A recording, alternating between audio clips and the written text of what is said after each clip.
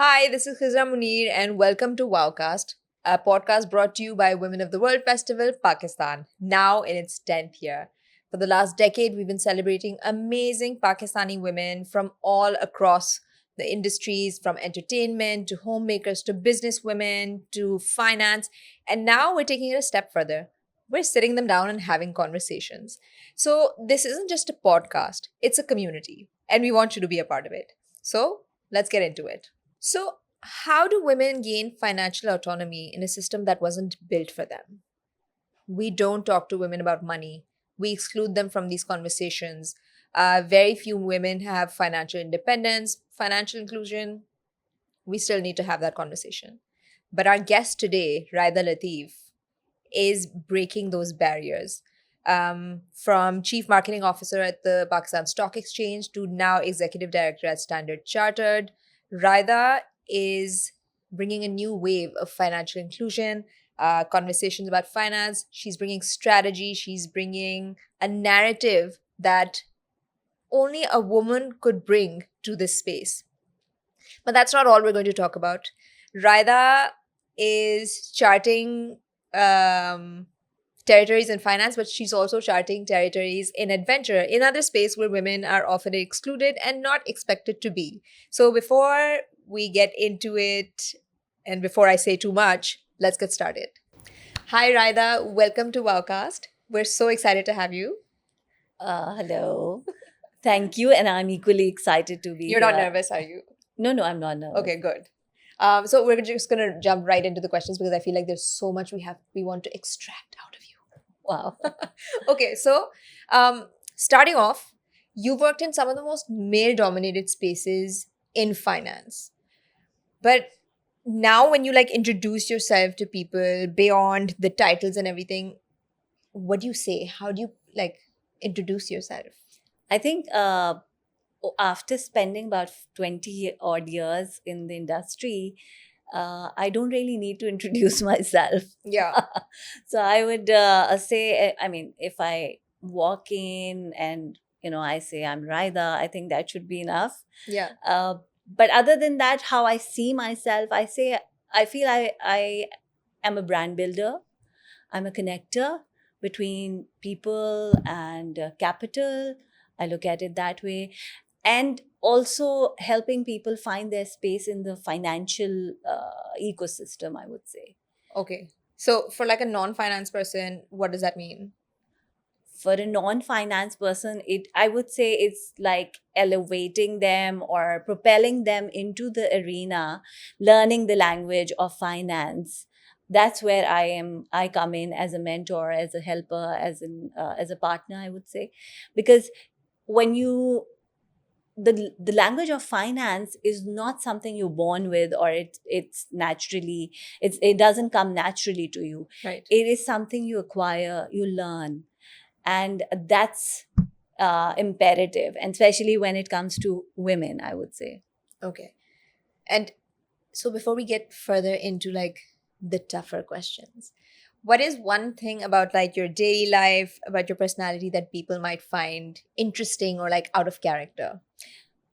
I think generally people who know me professionally would look at or think I am somebody who's organized, has lots of to-do lists and sheets and everything.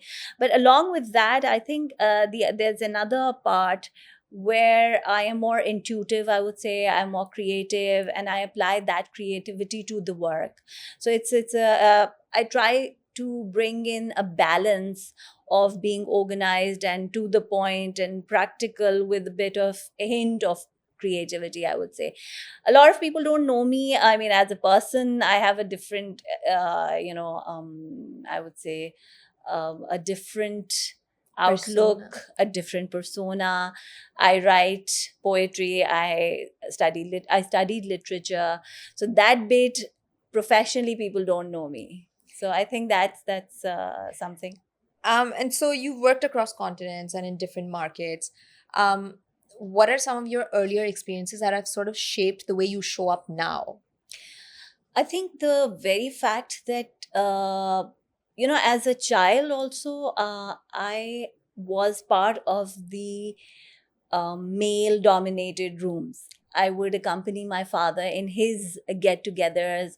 His friends would come. I would go and sit down and hear those conversations. Right. So, when you hear those conversations, you actually also realize there's a lot more to life, to the world, to from a political angle, from an economic angle, across the various, I would say, sectors or segments. You get to learn that. You also learn, um, who has a voice on the table and who doesn't. Yeah. And that gap, as a child, I was very aware and deeply aware of that gap. And I learned that, unless you have that clarity, that confidence, that hold on your subject matter, you won't get that space or that voice at the table. You won't come to that. And I think that's one of the reasons I would say that I've been attentive to what's going on around me, and aware of things. And I think that's helped me shape into the person I am today. And so, from your experience in the leadership roles you've had, you were Chief Marketing Officer at the Pakistan Stock Exchange, you're Executive Director at Standard Chartered now. What have these roles taught you about leadership and about how women are sort of sometimes kept out of these spaces, kept out of decision making roles, and how you have been able to position yourself there? I think traditionally, I would say women have been out of, I would say, decision making roles. Having said that, it's not a lack of capability, it's a lack of that, I would say, inclusivity, that confidence from the other party in women. Um, but I think I've been privileged, where I look at myself at the stock exchange also, and here at Standard Chartered as well. I've been privileged to have those leaders, those people at the helm of affairs, who who believe in gender inclusivity, who have that confidence, and who do not look at women as separate species, who do not have certain abilities or potential. In fact, they're more aware and cognizant of the value that women bring to the table. So I think I've been lucky that way, and I do not see myself as a woman when I speak, when I'm part of those conversations, Right. or I'm in the boardroom. I look at myself or feel that I'm professional who has an equal voice and who has an opinion, which has to be heard. And just following up on that, so like when we're talking about, and you've mostly been in space, in the space of finance, and when we think about finance we think of numbers, but your roles have been all about strategy and communication. Why do you think narrative is such a powerful part of leadership? I think narrative, you see, data gives you numbers and facts, but narrative is one thing that actually inspires. Storytelling Yeah. inspires. And for women also, I think unless there is a narrative that supports the numbers of the data, you don't get anywhere. You're not able to inspire confidence, you're not able to tell the story, you're not able to engage. So I think narrative is part of inclusivity. It's not a side note, Yeah. it's something that is at the crux or the heart of the matter. And you, unless data is wrapped in narrative, you are not able to put across your your view, your vision. So I think it's imperative to have narrative around the numbers. And so, like, piggybacking off the last two questions I asked you, you being in these leadership roles and not feeling like, and saying that you don't sort of even think of yourself as a woman when you're in those spaces because you are their equal, and it's all, everyone's on the same table having the same conversation, you are bringing the same thing to the table. There's no gender difference. And then talking about this, bringing narrative to the conversation, do you think you being a woman still brings a certain value to it? Because there are some nuances to being a woman. There are some extra sort of intuitive aspects that we bring to the table. Do I you think think that that is is an the edge you have? addition. That's an edge. That's the value addition. Plus, I think and there's another aspect. Instead of being intimidated by people around you, I, I, I, uh, I I feel it's important to have a grasp on the subject. If you know your subject well and you've done your preparation and you speak in a clear, you know, uncluttered Hmm. voice with the right Yeah. messaging, I think there's no barriers there, really. And Another thing, let me just add to it. okay. With the way women look at things, we have a multi-dimensional view. See, that's what I wanted to hear. Okay. Tell me about that. And we're good at multitasking, and we're good at looking at things from a very broad angle and bringing in various perspectives. So the humane perspective, the softer aspect of everything, the strategic view, Yes. coupled with the hardcore facts, Yeah. we're able to add more value. Yeah. I think that's something, and even at the organization, as I said earlier in one of my responses, that I've been lucky in that way, that I work for organizations where people at the helm of affairs believe in women, in the power of women leadership. And where I am working today, there are women in the frontline businesses, there are women in audit and risk, there are women in brand, there are women in social impact. So whether it's the frontline or the segments of the organization, women are there in the leadership roles. So I think that Yeah. goes to say and show that where there's a breadth of vision, women will be there. That's what I wanted to hear. Um, so what does good governance look like from the inside? And how does it become a tool for like inclusion and ethical institutions? Like, how does that sort of impact it on a bigger See, governance, if you look at governance as compliance, it's a failure. Hmm. Governance is about transparency, it's about visibility, it's about ethical foresight. Yeah. It's so when you're sitting inside and you talk about governance, it's not just inclusivity as a little piece or a segment in it. Yeah. Inclusivity is, I would say, intertwined with governance.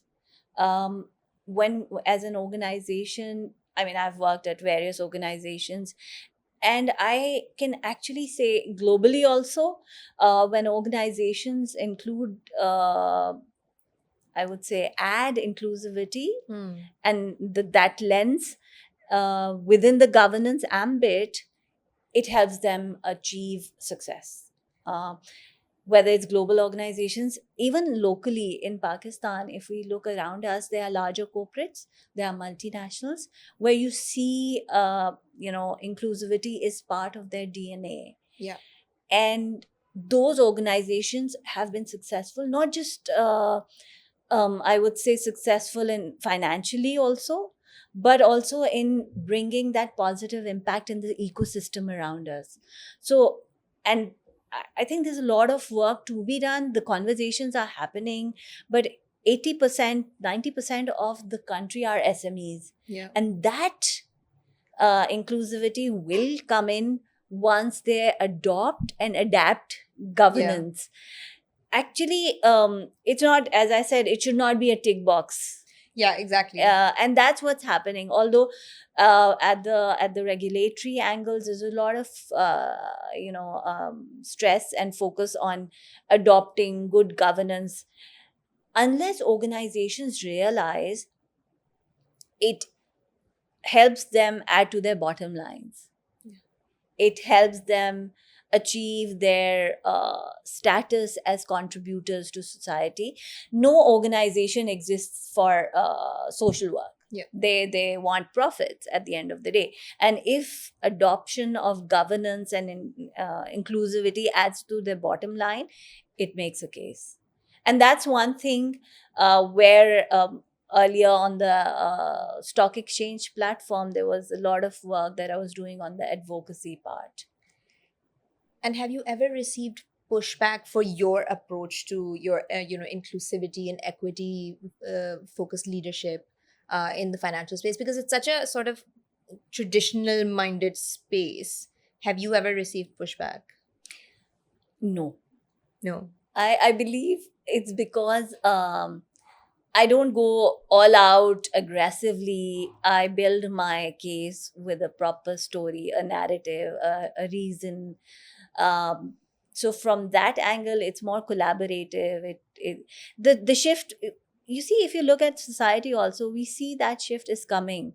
Yeah. Yes, there is inside the minds of a lot of people there is that barrier, but today, as we speak, people are not going to actually be vocal and express that uh, pushback. Yeah. They'll do it indirectly. Yeah. So gradually that change is happening. Like I they know see it's that wrong, so they're not it's going to be wrong. They obvious won't about be it. vocal. Yeah. They won't be out there in your face. Although a lot of people are, as I said, 80% of our companies are SMEs, and you would see that. But no, that change is happening.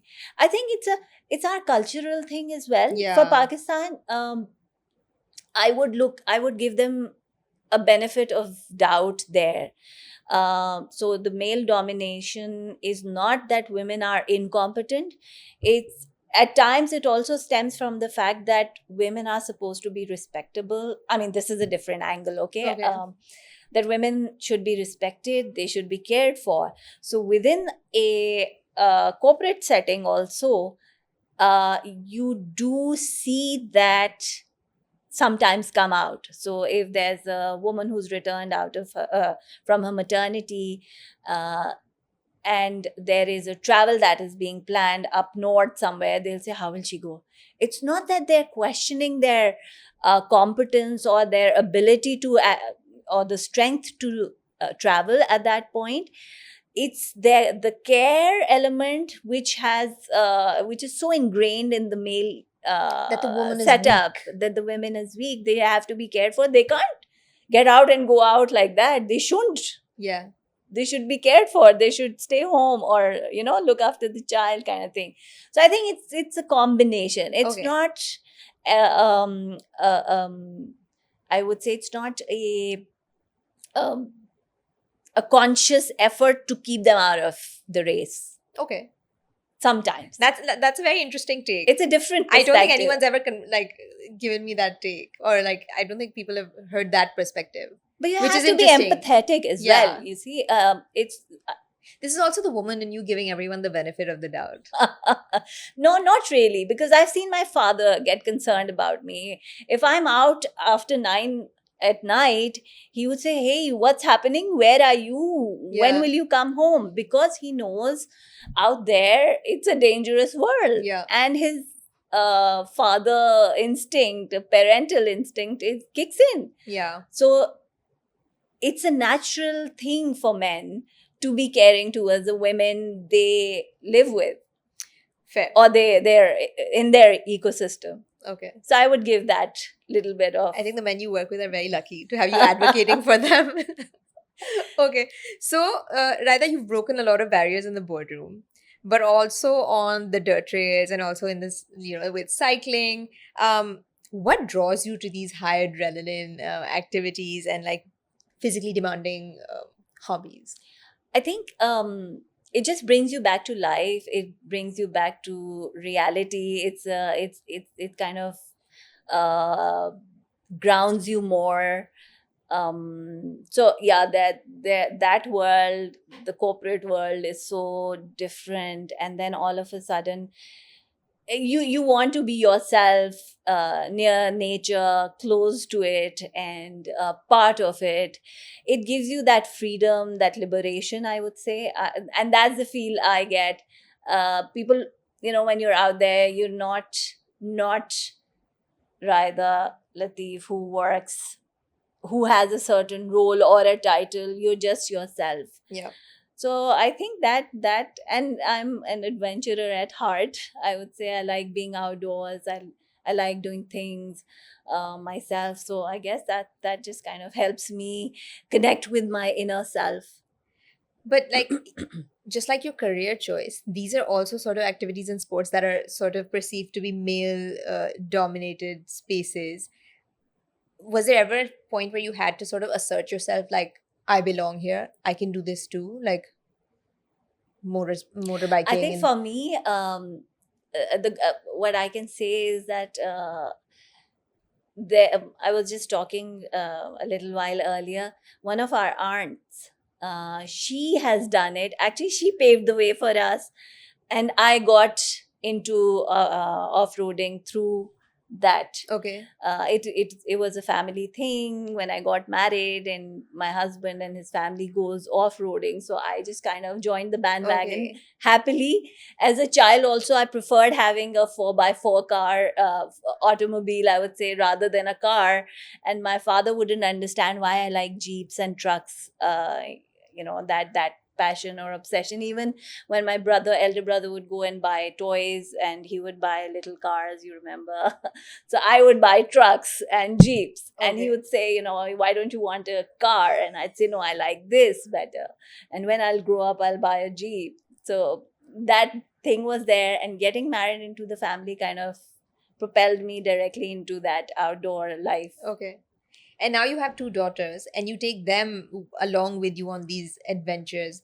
Do you feel like there's a sort of character building aspect to this in terms of like confidence and resilience and, just stepping into the unknown? Yes, I think it's very important, and I think it's the very fact how I'm carving and curating their personalities. Yeah.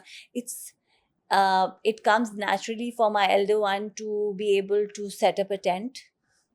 uh, they like to sleep in the tent when they're outdoors.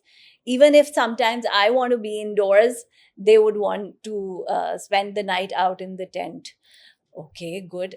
I think it kind of makes them more humane. It Normally children live in a bubble where Very we protect sheltered. them, and Yeah. helicopter parenting is such a thing these days. But when they're out there on the road cycling, or in the tent off-roading somewhere in the wilderness, bathing in the river, which is infested with crocs, I would say crocodiles. So I think it's I feel that makes them have a balance. It brings them closer to humanity, Yeah. real life, practicality, learning to do things with their own hands, knowing what they. I think when you're out there, you kind of get time to reflect, Hmm. have the away from these gadgets and Yeah. Yeah. Yeah. phones and mobiles. You connect at a different level, um, and you learn to appreciate nature as well. I mean, I think as we grow older, we forget that the kind of feeling you can get when you just watch the moon. Yeah. And it's the children will make you realize, mama the star, mama the moon, the sun. They talk about these things, and they make you realize that, oh wait, stop, think, look at it, Yeah. appreciate nature around you. And I think that is connecting at a different level altogether. And so, with the way you're raising your daughters, there's a certain confidence and a certain boldness that comes with, and a certain strength that comes with living this life away from like the conventional gadgets and the more indoor lifestyle a lot of kids have now. How do you sort of balance that with maybe the social pushback of the unconventional way you're raising your daughters? I think the very fact that I'm a full-time working mother and not always there for them gives, I mean, it, I would say it's made them independent Hmm. from a very young age. They know they can't cling to me Yeah. like a normal child who has a mother who's always there for them. Yeah. The very fact that a mother is a working mother, and the children know how to fend for themselves Yeah. at a very early age. They get independent. They start realizing that, and for mothers who are always around, I mean, I don't want to be negative about it, but I think I have a novelty appeal. Yeah. Okay. Okay. So I get to spend quality, at least I try to spend quality time and instill my values in, you know, in that time, and transfer it somehow to them. And do you feel like sometimes people are disoriented by how confident they are or how independent they are? Yes, some at times I've heard these comments when I send them to these play dates, and sometimes I just send them, and I tell another friend that, okay, I'm sending her, I'm leaving my daughter, I won't be there, can you like Yeah, yeah, help or keep an eye? And they say how, they marvel at how confident the kids are. They yeah. speak, they because they don't have the mummy to speak for Or the them, maids or coming the with the maid, or kids and anybody everything. to speak for them. So if they want something, they'll have to speak to an auntie who is a stranger initially, of course, but they don't have that shield. So they're I feel it brings out their personality also. Yeah, It makes them a little more extrovert. yeah, Plus the very fact that they get to have these conversations with me where I talk about my challenges, and now how I overcome a challenge in a day, and that dinner table conversation or the night sleep time conversation where she shares her or they share their day and I share my day.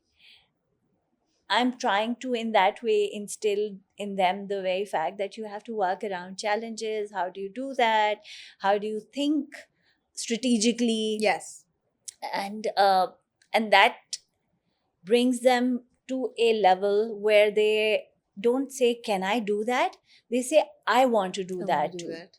Yeah, That shift from, yeah, okay, is it a possibility for me, yeah, or is it something that I want to do? yeah, So that, I think, has been very helpful. The other thing that I also push them a lot, that they need to, unless they ask, they wouldn't know, yeah, or they take that first step, they wouldn't know if they like doing something or not. yeah. So even at school, I mean, I'd like to share that story, that my younger one, when she, I think, was it my elder one or the younger one, when they were given houses, so she had a blue house and she said, "I want a red house." I said, "Go ask your principal." And she was like, "How can I said, "What do you mean by how can I?" "Go ask her. Unless you, what if she says no?" I said, "You don't know if she's going to say yes or no. Yeah, So you better go walk into the office." "But how can I walk into the office?" I said, "Knock the door and walk into the office." yeah. Then one day I said, "Okay, this morning I will get you the time with your principal, I call it. Okay. I'll get you that time. What you have to do is you ask. I'm not going to ask for you. Why should I ask for you? It's something you want to do." And then I got her that time. We went into the principal's office and I told the principal, she has something to ask of you. And the principal paid attention and she got it done. Well, I said, "Ask." She asked. So by demonstrating Yeah, that one incident, now I always whenever she's at a dilemma, or any point in life where she says what if, or so I remind her of that. yeah, You walked in, you asked a question, you didn't know. There was always that 50% probability of no, but then there was that probability of a yes also. yeah. So go ahead, step out and see what it is. So I mean, socially, women have very little access to sort of public spaces and being able to also indulge in adventures or a lot of these activities is a privilege. Um, do you think for women in Pakistan, indulging in adventure sports or these kind of hobbies is just about the thrill, or is it more about sort of reclaiming your space, reclaiming your independence, your joy? Is it like this act of sort of resistance? I think for women, actually, for those who enjoy this, of course. But this is something you can't pretend to like. Yeah, Uh, yeah, really. You can't really pretend. If you're not cut out for the outdoors, you won't go. So for women, it's, as a person, it's about realizing that yes, this is something I enjoy doing. Once I'll do it, I'll test it out. If I like it, I'll repeat it. I think that is important. Being in, it's reclaiming, I would say, or it's a form of liberation. Yeah. It's connecting with your inner self and being happy with your choices, with Yeah. your decisions. I see my elder daughter has an interest in cars. Okay, so she follows F1 very closely, the Formula One, the Yeah. races. She wants to go out and photograph cars. She's been doing that at the DHA track. Every other Saturday, we'd end up there, and she looks at cars. She knows the various car brands and their sub brands and their models. Specifications. Yes, And the specifications. And I haven't stopped her. In fact, my husband is more supportive of her. He would take her. He takes out that time on a Saturday, which is his golf day, by the way, and he takes her there everything. at Does he times. like So remind you guys that this is my golf day? We're doing this no, instead. he adjusts his time to suit her desire and her passion for cars, and we do that. It's not every Saturday we go, but Yeah. like once in a while. Yeah. And so we alternate it once in a month or sometimes twice a month. But we support her with her passion, and she's exploring. We'll see how it goes, whether she wants to actually end up being an engineer. Yeah. And women generally shy away from STEM subjects, Yeah. but I see that happening. Whilst she's doing that, she's following creative passions as well. So she does photography for that, and she sketches, and she's into the arts also. And during COVID, she was 10 years old, 9 years old at that time, and that's when we were home. We had all the time at our Yeah. hands, at our disposal, and that's where I let her experiment. So she would order those expensive paints and those canvases and those brushes, and I let her dabble. So they're able to explore, they're able to Yeah. find their passion. And once you have, as a female, or a child also, I mean, once you have that liberty to experiment and realize what you want to do, and that is when you'll develop your passions in the right way. That's what you'll follow a profession that you enjoy. Yeah. And do you think there are any parallels between like navigating rough terrains and navigating a male dominated space like finance? Yes, I think there is I think there is a parallel I can draw. These are terrains, similar to the boardroom, similar to the office environment. It's something you learn to. There are patterns that you learn to follow. The more you walk, the more consistent you are, the more you learn. I think, and that you become a pro over time, and it's like it like the back of your hand. So it's like waking up in the morning, walking into a boardroom, or you know uh, going off road and putting up a tent, and waking up in a tent in the morning. So it's I would say, as human beings, like Shakespeare always also said, the life is a stage, and Yeah. you kind of go and shift from one role to the other. Yeah, exactly. And from a daughter to a mother, I would say, from a team player, or a subordinate to a mentor. But you manage to that bring your learnings from each one into each everything, space. yes, and then you evolve. Yeah. You need to know who's the person behind that role, and you don't become that role. You should be ready to switch, and that's the beauty, because that is when you learn to rewrite, reclassify yourself, and recapture what you enjoy, and Yeah. evolve as a human being, I would say. And so, from your experience working across different geographies, what is the difference you've seen in how women in other countries work in finance? I think everywhere globally, women are still trying to break the glass ceiling. Yeah. In Pakistan also, we're trying to do that. Certain corporates, it's easy because women are accepted. Certain areas, it's difficult. As a female in finance, yes, we need to, I would say, at times I've been the only female in a hall of men. But Right. that is something, when I actually sometimes, a couple of times that has happened, and I was very normal till the time that I actually looked around, It's like, and where are all the other women? any women here? No women? Wow.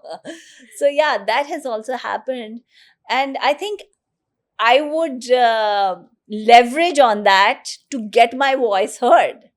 You're right. And I do that. Yeah. I make it a point that, look, all of you are men here, and I'm the only female, so you better listen to me. Yeah. You have no choice. Yeah. So it's kind of That's a fun smart way to also. approach it. So what excites you about the future of financial inclusion? And especially like in regions like South Asia? See, from a female perspective, I think financial inclusion, or it gives you empowerment. Once you know the language of Yeah. finance, it you kind of become, you change the narrative from a dependent or a Yes. spender to a wealth builder. Yeah. That shift is coming, and yes, that narrative change will actually help organizations will have to structure their products accordingly. What other, I think women become decision makers, and they're able to influence decisions. They become stakeholders and participants Right. rather than a silent follower. And they manage to not be in situations that don't work for them anymore. They have that voice then. Yeah. They're empowered, and empowerment doesn't come all by itself, and nobody empowers you. Yeah. It's you who does it for yourself. Yeah. And and you don't even, once that happens, it doesn't happen, it's a gradual shift. It doesn't happen overnight. And I think that's one thing that organizations also need to now realize, that they need to not make a makeshift arrangement for women. You have to structure and redefine those spaces, redefine ways of working. There has to be policies, there have to be platforms. And for women, I think it gives them that ability or that leverage to uh, become a speaker, to become a partner, to become a decision maker. And it's because of those networks, those access to knowledge, access to those tools, the platforms. That whole access Yeah. will help us demystify basically the negativity or the connotations that are there with being financially independent or being financially knowledgeable, for that Yes. matter. Because as women, we berate ourselves, we hold ourselves back. What if I take a decision, I make an investment, and there's a loss? Incurring loss is normal. Men incur losses every day. So we have to normalize that. Exactly. So for women, you shouldn't have that guilt. It's all right. It's normal. Don't beat yourself about it. Yeah. Next time, I'll make a more informed decision. I feel like we need to train women to give that answer, because it's other people who also berate the women. Women aren't Yeah. allowed to make mistakes. They're right? not. Yes. So And we also are guilty Yeah. of doing that to ourselves. we just need to be able to be like, yeah, so you make mistakes all the time. Yeah, precisely. I mean, unless you go out, you take a step, you take a decision, there's always that probability of the decision going wrong. Yeah. What you can do is make a more informed decision with information, with doing your homework. But hey, I mean, it's all right. Yeah. So you're now in the space where like young people probably seek you out for mentorship and advice in how to sort of break into the space of finance, or even young people who are in finance would come to you for advice on how to like navigate the difficult parts of it. what are some of the pieces of advice that you have in the past given to young people? I think from a perspective as a beginner, I would say you start small. Go to a budget app, invest in a mutual fund, open an account, a bank account, go through that process of debiting and crediting and withdrawing and depositing, and filling out that form, or reading your bank statement, understanding the language, the lingo, what every there's no, and there's no such thing as complex. It's a basic life skill. Women should, and younger a lot, I would say, they have the power, and they have the time at their end. Yeah. The sooner you start understanding financials and get that grip on your financials, on your money matters, you have a longer inning to play. Yeah. We don't have that much time. People at our age, when we begin, we have a couple of years, a decade or two maximum. But for the younger lot, I think they have the edge, Yeah. where they can start early and they get that longer time to compound, to multiply, to make their errors, to incur those losses, restart again. So why not capitalize on it? Start small, but build on it. And you need to be consistent. Yeah. And what does that consistency look like? Discipline, constant investing, Saving. constant learning. You begin with saving, of Yeah. course, but saving in itself is a useless Yeah. act, I would say, unless you invest that saving. So that's where the mutual fund comes in. That's the budgeting angle. A budget app would help you that, okay, this is what I get, this is what I spend. So even countries have deficits. Yeah. But once you start looking it at a personal level, you say, okay, I shouldn't spend more than what I make, and if I want to spend more than what I make, I better start making more. So you're able to put away something and then invest that part that you've put away to let that money work for you as well. You have to simplify things. Complex, yes, but you have to simplify it for yourself. So I feel like if you were supposed to redesign financial systems from the ground up, but keeping women in mind, how would you sort of restructure the system? I think with women at the center, the systems would be more inclusive, would be more flexible, would be, I think, life cycle oriented rather than plain vanilla standard products. Yeah. So there would be more variants of each product to suit a different life cycle stage. I think systems with women at the center are more humane, Yeah. more relationship oriented. But I feel like women are very hesitant to sort of get into finance or talk money because they feel like the language is too difficult. Maybe the calculations are beyond them. What is a good starting point for a lot of women? I know you said, open a bank account and do the saving, whatever. But like, if they start investing, what is a simple way to start? I think when you start investing, you start with mutual funds. That I found them very easy. And how, like, again, with women, they're very risk averse because wo chances bahut kam milte hain. That's the thing. If you go into the capital market, it's a little more high risk, I would say, comparatively. Yeah. Volatile hota hai market. You go into debt based or fixed income mutual funds, which are conservative, very conservative. But then when you look at mutual funds, there's a range of mutual funds. So you need to go into the most conservative ones, which kind of go and invest in treasury and bonds. They're more, I would say, low risk. Yeah. So that's where they begin. Again, unless you do it, you won't learn. Yeah. You can't read and learn. Yeah. the experience, the experiment, the action, the learning by doing factor, that's where women need, you just need that one little nudge to walk into a branch of a bank or a asset management company or reach out to them. You can ask all sorts of questions. Now what I would say is, I think a couple of years, it's been 2 years again, 2 or 3 years, that the State Bank has issued a proper outline on banking on equality. Okay.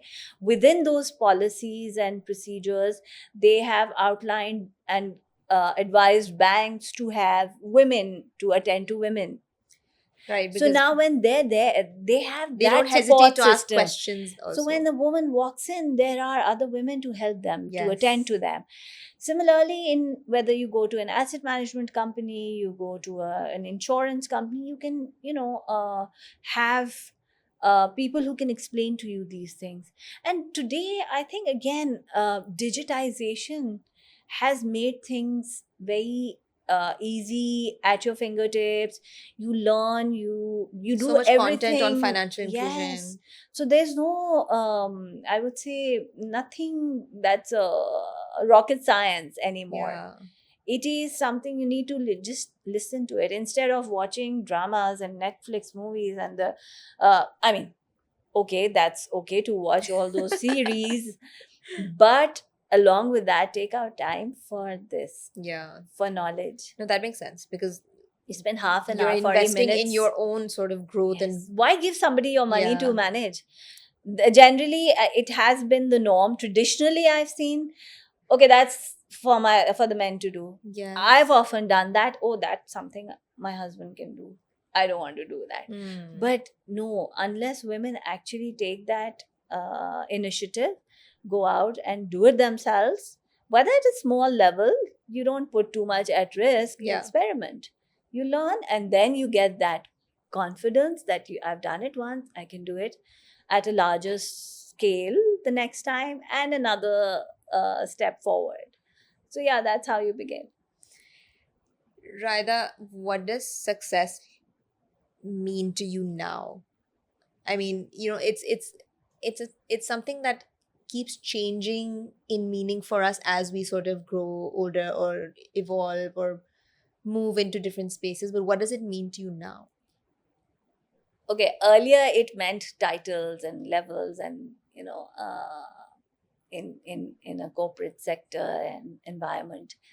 At personal level, a certain lifestyle. But I think at this point, after all that evolution, that learning, I think success is how, what kind of impact are you bringing to people around you? What you've done for yourself, how much have you learned, how much have you developed as a person, what kind of a character, personality you are today, is how diverse it is. That is one level.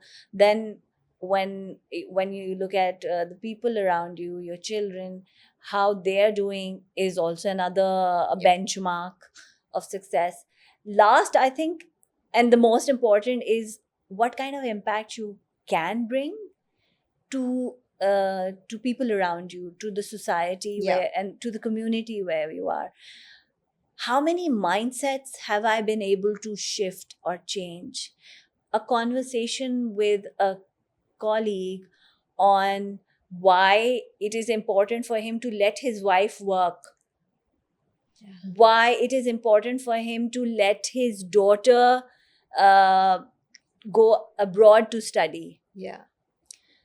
And if I am able to make that shift, I think I will be able to set the path for the others to follow. Yeah. I think because you've that just is set very something in motion. important. It doesn't stop there. Talking to students who come from slightly underserved segments of society, and telling them that you guys are able to, you have that thing in you where you know how to work hard. So work on these areas, develop yourself, and reach out.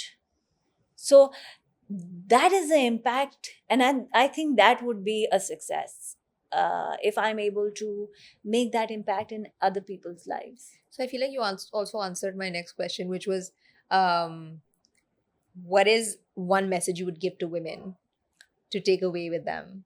I think for women, it's I mean, the many messages, so it's very difficult to encapsulate it into one main message. But be yourself, know yourself, uh, keep yourself as the first priority. What I want, what I feel, what I need should be the first priority. Develop yourself, grow yourself, learn to have that inner conversation. It's very important to have those kind of inner conversations with yourself. I know some people think it's not normal, but it is normal to have that conversation. And know what you're comfortable doing and what you're not. Yeah. Who are you? What is it that you really want? Removing yourself from that surrounding where there's peer pressure, there's parental pressure, there's societal pressure. Women should do this, women shouldn't do that. No, you, what is it that you enjoy doing? I mean, as a child, I remember my mother used to say, learn how to cook because uh, you should know how to cook. And I would say, look, it's an activity that doesn't have economic value. And she would say, listen, don't give me that. It's a life skill. You don't know how to cook. How will you tell your cook to what you want him to make and how to go about it? Yeah. So uh, and I remember the importance of those open conversations. Yeah. Where my mother would be sitting and my sister would say that I am not going to work, it's the man's job. And I would say, I am going to work because I want to be independent. I don't want anybody to ask me what I'm doing with money they give. Yeah. I want my own money. Yeah. And I want my own assets. Yeah. And how we've moved from those years to today. So I think women need to have those conversations with their parents, with their daughters, with the other women around them, with their aunts. Why not? Yeah. And that is very important. Know yourself, talk to yourself, have a mentor. Don't hold yourself back. I think that was amazing. And this has been such an inspiring conversation. Radha, thank you so much I for hope. joining us on Wowcast. No, I've like, my brain is like, oh my God, I have to stay. I have to invest. I have to do this now. So you've gotten me thinking. I'm pretty sure everyone who watches this is going to start making lists about what they need to do and how they need to save. Thank you once again for joining us on Wowcast. Just bringing you all of these amazing conversations with amazing women. And we'll be back with more. Thank you.